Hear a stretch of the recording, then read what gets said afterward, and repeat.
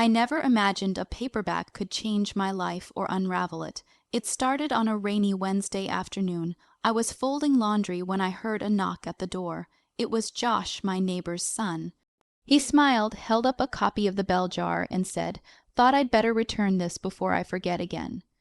Josh was 22, back home from college for the summer. I'd lent him the book months ago during a casual neighborhood conversation when I found out he liked Sylvia Plath. That alone had surprised me. Most young men didn't read her. Most young men didn't talk to middle-aged women like equals either. I invited him in. It was just for tea, just conversation, nothing strange.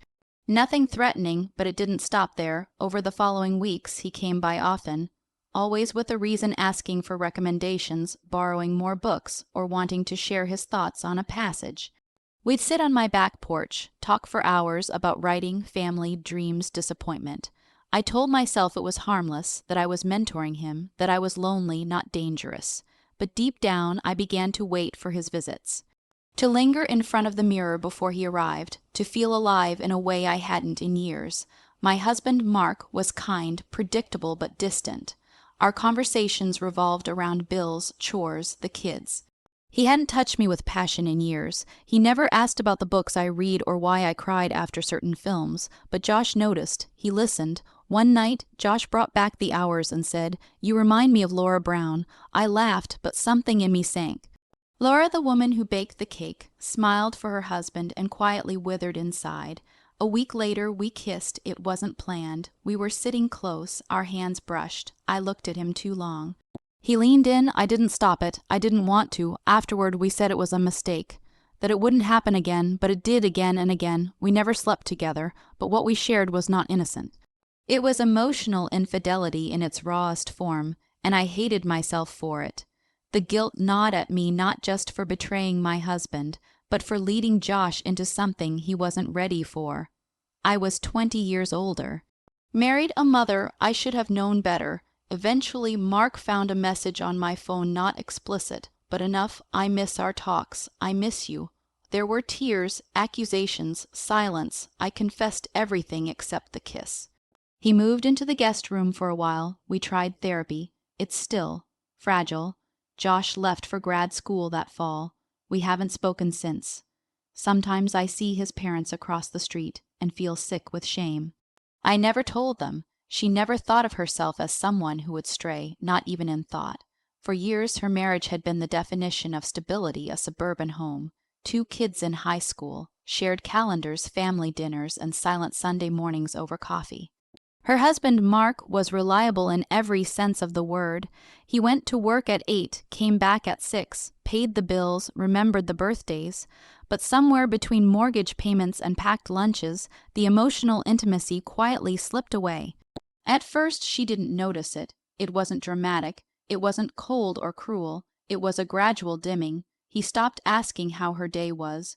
He stopped noticing the subtle sadness in her eyes.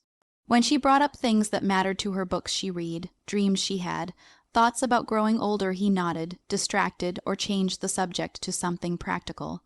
She felt invisible, like a functioning piece of furniture in a house full of noise and needs. Loneliness in marriage doesn't look like crying alone every night. Sometimes it looks like 2 people living side by side like business partners. She missed being seen, missed being heard, craved depth, not drama, not passion, but connection. Real conversation, mutual curiosity, the feeling that someone noticed her not just as a mother or a wife, but as a woman, as a soul. Then Josh rang the doorbell. He wasn't supposed to be anything more than the neighbor's son. 22, freshly back from university for the summer, polite and bright-eyed. She'd lent him a book during a harmless exchange across the fence, one afternoon, a worn copy of the bell jar. Months passed, and the moment faded. But when he showed up one rainy afternoon to return it, that faded moment sparked something unexpected. He complimented her bookshelf, asked her what she thought about Plath's ending, not in a superficial way, in a way that made her feel like her answer mattered. He stayed a little longer than necessary. They drank tea in the kitchen. They talked about books and writing and existential dread. She laughed genuinely for the first time in months. The next week, he returned again, with another question about a book. Another conversation, another moment of feeling like herself again. She told herself it was innocent. She was old enough to be his mother. He was just a thoughtful kid, and she was just a lonely woman talking to someone who cared enough to ask real questions. But her heart began to flicker with something she didn't want to name. It wasn't lust, it was recognition.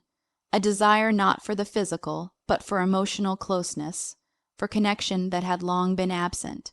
Josh became the mirror that reflected who she used to be: intellectual, alive, full of feeling.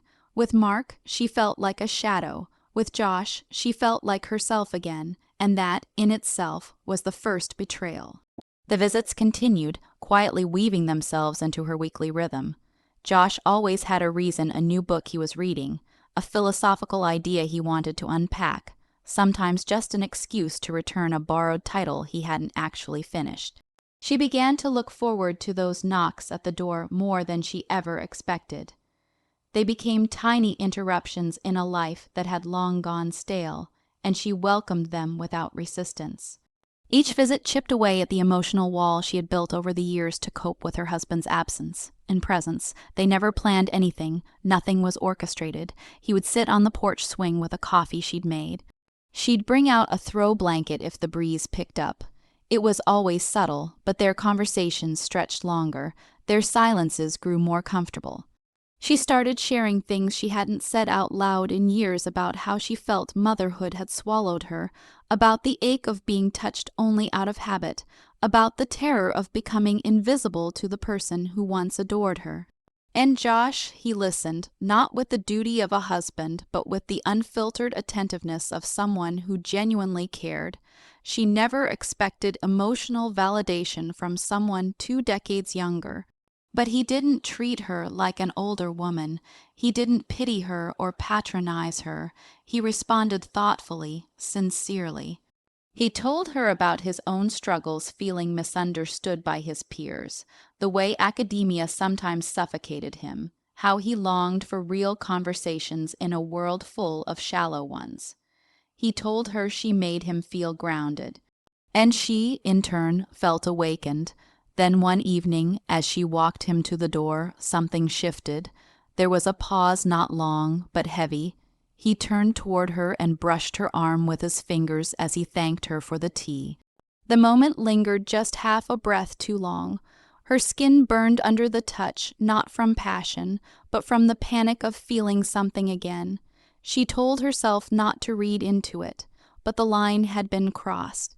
The emotional territory they were in was no longer platonic, even if neither had said it aloud. From then on, her thoughts lingered on him after he left.